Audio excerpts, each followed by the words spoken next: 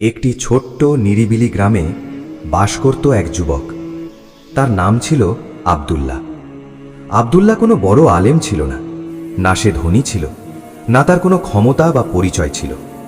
তার জীবনের সবচেয়ে বড় পরিচয় ছিল সে আল্লাহকে ভয় করত আর হারাম থেকে নিজেকে বাঁচিয়ে চলত। ছোটবেলাতেই তার বাবা ইন্তেকাল করেন। বেঁচে ছিলেন শুধু তার অসুস্থ মা। মাকে নিয়ে বেঁচে থাকাই ছিল আব্দুল্লাহর একমাত্র দায়িত্ব। দিনের পর দিন সে ক্ষেতের কাজ করত, কখনো মানুষের বাড়িতে খেটে খেত, আবার কখনো বাজারে বোঝা টানত। অনেক রাত এমন গেছে ঘরে খাবার ছিল না, আলো ছিল না, শুধু ছিল আল্লাহর উপর ভরসা। তার মা তখন কাঁদতেন না, শুধু শান্ত গলায় বলতেন, বাবা, আল্লাহ নিশ্চয়ই দেখছেন, কিন্তু মানুষ তো শুধু নিজের চোখে দেখে। একদিন গ্রামের এক প্রভাবশালী ধনী লোক আব্দুল্লাহকে ডেকে বলল, আমার হিসাবের খাতায় একটু গরমিল করে দে, কেউ বুঝবে না, তোকে ভালো টাকা দেব। আব্দুল্লাহ জানত এই টাকা হারাম, এই কাজ আল্লাহ অপছন্দ করেন। তার মাথায় তখন শুধু একটাই চিন্তা, মায়ের ওষুধ নেই, ঘরে চাল নেই। তবুও সে শান্তভাবে বলল, আমি ক্ষুধায় কষ্ট পাব, কিন্তু হারাম পথে যাব না। সেদিনই সে কাজ হারালো। গ্রামের লোকেরা বলল, এত সততা দিয়ে কি হবে, পেট কি সততায় ভরে? আব্দুল্লাহ কোনো উত্তর দেয়নি। সেই রাতে সে একা সিজদায় পড়ে গেল, চোখের পানি মাটিতে পড়ে যাচ্ছিল। সে শুধু বলেছিল, হে আল্লাহ, আমি কাউকে ভরসা করিনি, শুধু আপনাকেই করেছি। দিন যায়, সপ্তাহ যায়, কিন্তু কোনো সাহায্য আসে না। মায়ের অসুখ বাড়তে থাকে।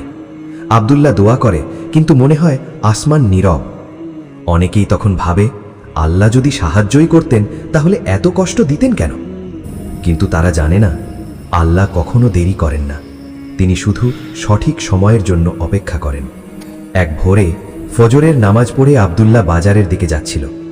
রাস্তায় সে দেখল এক বৃদ্ধ মানুষ অচেতন হয়ে পড়ে আছে। অনেকে পাশ দিয়ে হেঁটে চলে যাচ্ছে, কেউ থামছে না। আব্দুল্লাহ থেমে গেল। তার কাছে তখন খুব অল্প কিছু টাকা ছিল, সেটাই ছিল তার শেষ সম্বল। কিন্তু সে হিসাব করেনি।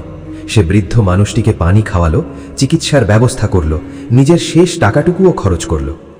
বৃদ্ধ সুস্থ হয়ে আব্দুল্লাহর দিকে তাকিয়ে বললেন, বাবা, তুমি কি করো? আব্দুল্লাহ সব খুলে বলল, তার দুঃখ, তার মা, তার সততার গল্প।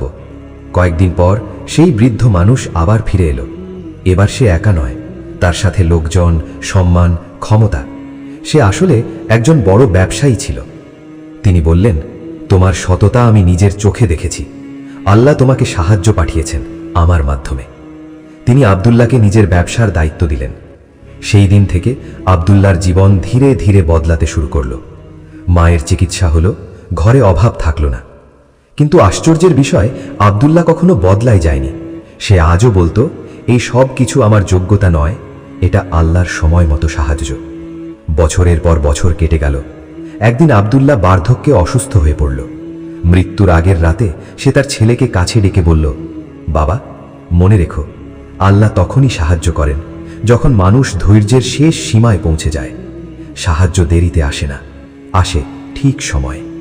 পরদিন ফজরের পর আব্দুল্লাহ এই দুনিয়া থেকে বিদায় নিল। তার মুখে ছিল শান্তির হাসি। গ্রামের মানুষ বলল, সে ধনী হয়ে মরেনি, কিন্তু আল্লাহর প্রিয় বান্দা হয়ে মরেছে।